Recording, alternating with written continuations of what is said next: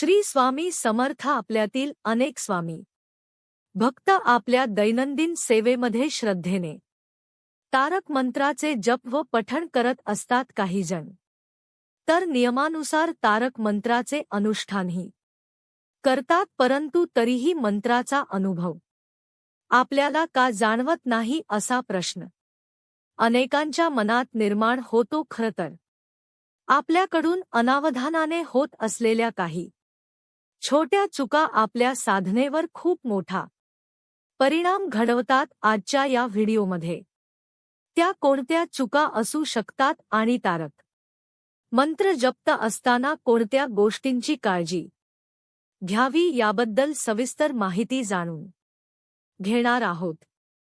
त्यामुळे व्हिडिओ शेवटपर्यंत नक्की पहा. तारक मंत्र हा स्वामींचा अत्यंत शक्तिशाली व प्रभावी मंत्र आहे. तारक म्हणजे तारण करणारा, संकटातून मार्ग दाखवणारा. स्वामींच्या नित्यसेवेमध्ये तारक मंत्राचे नियमित पठण करणे अत्यंत कल्याणकारक मानले जाते. जर तुमचे एखादे काम बराच काळ अडकून राहिले असेल किंवा एखादी मनोकामना पूर्ण होत नसेल, अशा प्रसंगी श्रद्धेने आणि नियमपूर्वक तारक मंत्राचे अनुष्ठान करावे.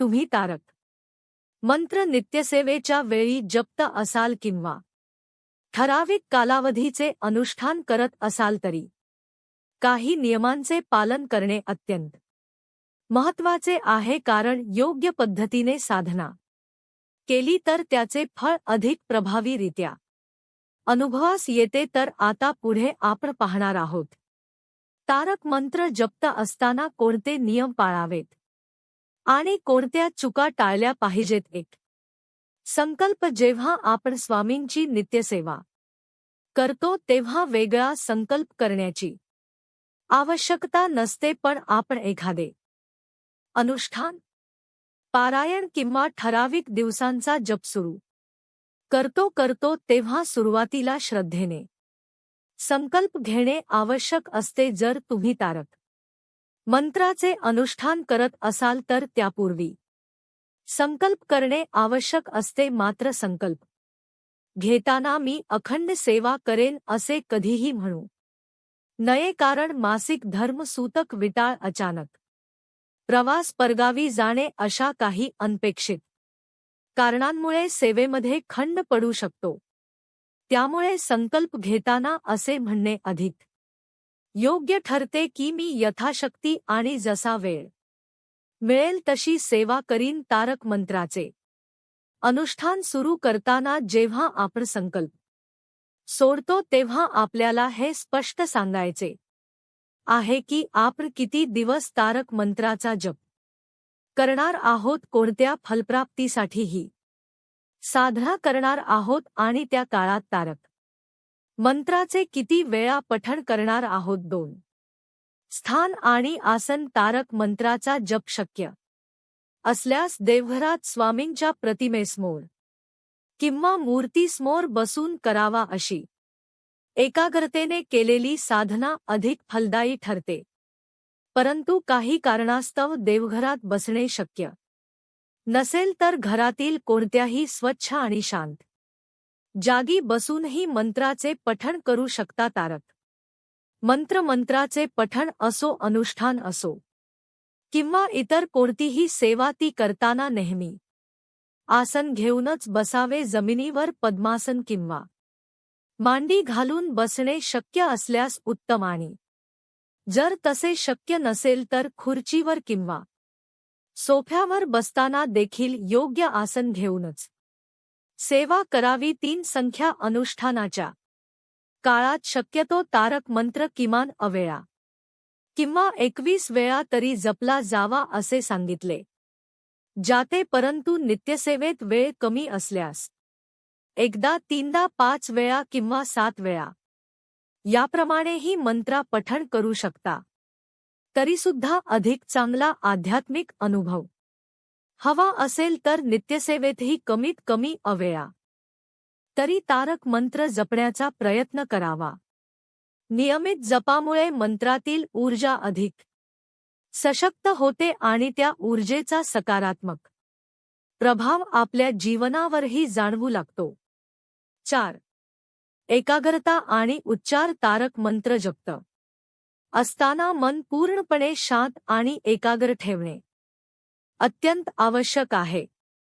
घाईघाईत किंवा लक्ष विचलित असताना मंत्राचे पठण करू नये. जर मंत्र पूर्णपणे पाठ नसेल तर त्याची प्रिंट काढा किंवा पुस्तक समोर ठेवून नीट पाहत जप करा. तारक मंत्र हा अतिशय साधा आणि सोपा मंत्र आहे. तो मराठीत असल्यामुळे कोणालाही सहज वाचता येतो. यामध्ये कठीण शब्द नाहीत, तरीही त्याचा अर्थ समजून घेतला तर मंत्र जप अधिक प्रभावी होतो. अर्थ कळल्यामुळे मन अधिक केंद्रित होते आणि शुद्ध भावनेने जप करता येतो. मंत्र म्हणताना उच्चार स्पष्ट असावेत. किमान स्वतःला नीट ऐकू येईल एवढ्या आवाजात तारक मंत्राचे पठण करावे. अशाप्रकारे भक्ती भावाने केलेला जप मनाला स्थिर करतो आणि आपल्या साधनेचा अनुभव अधिक मिळतो. 5. तीर्थ तयार करण्याची पद्धत. तारक मंत्राचे तीर्थ तयार करताना सर्वप्रथम एका स्वच्छ ग्लास किंवा पेल्यात पिण्याचे स्वच्छ पाणी घ्यावे आणि तो ग्लास आपल्यासमोर ठेवून आसन घ्यावे. जवळ 2 अगरबत्त्या लावाव्यात. उजवा हात ग्लासवर ठेवावा आणि मग तारक मंत्राचा जप सुरू करावा. काही जण फक्त मंत्राचे पठण करतात तर काही भक्त तेच पठण तीर्थ रूपानेही करतात. तुम्ही ज्यावेळी तीर्थ बनवत आहात त्या संपूर्ण काळात जेवढा वेळ मंत्र म्हणणार आहात तोपर्यंत हात पेल्यावरून काढू नये. मंत्र जप सुरू असताना मध्येच उठणे, कोणाशी बोलणे किंवा लक्ष विचलित होईल असे काही करू नये. मोबाईलही बंद किंवा सायलेंटवर ठेवावा. तसेच घरच्यांनाही आधीच सांगून ठेवावे की जपाच्या वेळेत कुठलाही व्यत्यय आणू नये. अशी शांत एकाग्र साधना केली की तीर्थाची पवित्रता आणि मंत्रांची स्पंदने अधिक प्रभावीरित्या अनुभवास येतात. 6. वेळ आणि मोजणी. नित्यसेवा असो किंवा अनुष्ठान, तारक मंत्राचा जप शक्यतो एका बैठकीतच पूर्ण करावा. सकाळी अर्धा आणि उरलेला संध्याकाळी असे विभागून जप करणे टाळावे. त्यामुळे ज्यावेळी तुम्हाला शांतपणे आणि एकाग्र चित्ताने जप करता येईल तीच एक ठरलेली वेळ साधनेसाठी निवडावी. जर तुम्ही 11 किंवा 21 वेळा मंत्रपठण करत असाल तर त्याची मोजणी व्यवस्थित ठेवणे आवश्यक आहे. एखादा मंत्र जास्त वेळा झाला तर त्यात हरकत नाही, पण संकल्पाने जप करत असताना ठरलेल्या संख्येपेक्षा कमी जप करू नये याची विशेष काळजी घ्यावी. यासाठी एक सोपी पद्धत म्हणजे जितक्या वेळा मंत्र म्हणायचा आहे तित अनुष्ठान, पारायण किंवा ठराविक दिवसांचा जप सुरू करतो तेव्हा सुरुवातीला श्रद्धेने संकल्प घेणे आवश्यक असते. जर तुम्ही तारक मंत्राचे अनुष्ठान करत असाल तर त्यापूर्वी संकल्प करणे आवश्यक असते. मात्र संकल्प घेताना मी अखंड सेवा करेन असे कधीही म्हणू नये, कारण मासिक धर्म सूतक विटाळ, अचानक प्रवास, परगावी जाणे अशा काही अनपेक्षित कारणांमुळे सेवेमध्ये खंड पडू शकतो.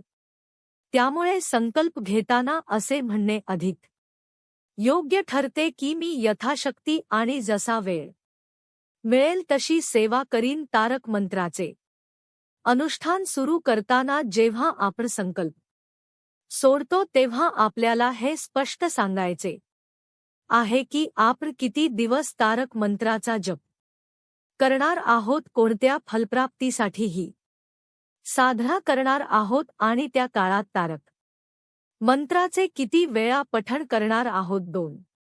स्थान आणि आसन. तारक मंत्राचा जप शक्य असल्यास देवघरात स्वामींच्या प्रतिमेसमोर किंवा मूर्तीसमोर बसून करावा. अशी एकाग्रतेने केलेली साधना अधिक फलदायी ठरते. परंतु काही कारणास्तव देवघरात बसणे शक्य नसेल तर घरातील कोणत्याही स्वच्छ आणि शांत जागी बसूनही मंत्राचे पठण करू शकता. तारक मंत्राचे पठण असो, अनुष्ठान असो किंवा इतर कोणतीही सेवा ती करताना नेहमी आसन घेऊनच बसावे. जमिनीवर पद्मासन किंवा मांडी घालून बसणे शक्य असल्यास उत्तम, आणि जर तसे शक्य नसेल तर खुर्चीवर किंवा सोफ्यावर बसताना देखील योग्य आसन घेऊनच सेवा करावी. 3 संख्या अनुष्ठानाच्या काळात शक्यतो तारक मंत्र किमान अवेळा किंवा 21 वेळा तरी जपला जावा असे सांगितले जाते. परंतु नित्यसेवेत वेळ कमी असल्यास एकदा, 3दा, 5 वेळा किंवा 7 वेळा याप्रमाणेही मंत्रा पठण करू शकता. तरीसुद्धा अधिक चांगला आध्यात्मिक अनुभव हवा असेल तर नित्यसेवेतही कमीत कमी अवेळा तरी तारक मंत्र जपण्याचा प्रयत्न करावा. नियमित जपामुळे मंत्रातील ऊर्जा अधिक सशक्त होते आणि त्या ऊर्जेचा सकारात्मक प्रभाव आपल्या जीवनावरही जाणवू लागतो. 4.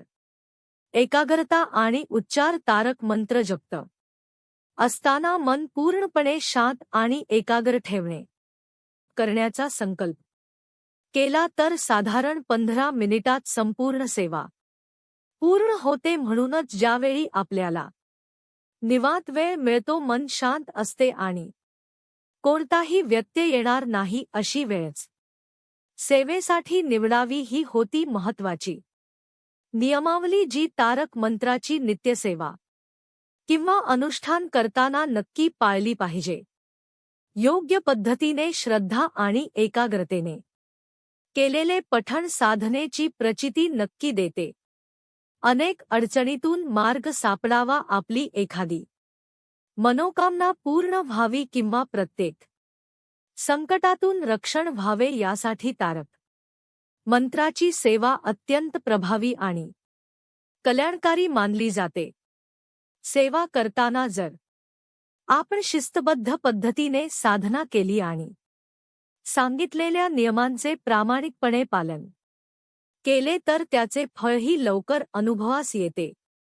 तारक मंत्र हा साधा मंत्र नाही, तर स्वामींनी आपल्या भक्तांना दिलेले सुरक्षा कवच आहे. म्हणूनच तारक मंत्राचे नियमबद्ध, श्रद्धापूर्वक आणि एकाग्रतेने केलेले पठण साधनेची प्रचिती नक्की देत. जर मंत्र जप करताना या व्हिडिओमध्ये सांगितलेल्या काही चुका तुमच्याकडून होत असतील तर आजपासूनच त्या दूर करा आणि योग्य पद्धतीने सेवा सुरू करा. तर मंडळी, हा व्हिडिओ तुम्हाला कसा वाटला कमेंटमध्ये सांगायला विसरू नका. अशाच माहितीपूर्ण व्हिडिओसाठी आपल्या श्री स्वामी समर्थ मराठी या भक्ती चॅनलला सबस्क्राईब करा आणि हा व्हिडिओ जास्तीत जास्त भक्तांपर्यंत पोहोचवा, जेणेकरून त्यांनाही याचा लाभ होईल. चला तर मग पुन्हा भेटूया अशाच एका भक्तिमय आणि माहितीपूर्ण व्हिडिओमध्ये. श्री स्वामी समर्थ.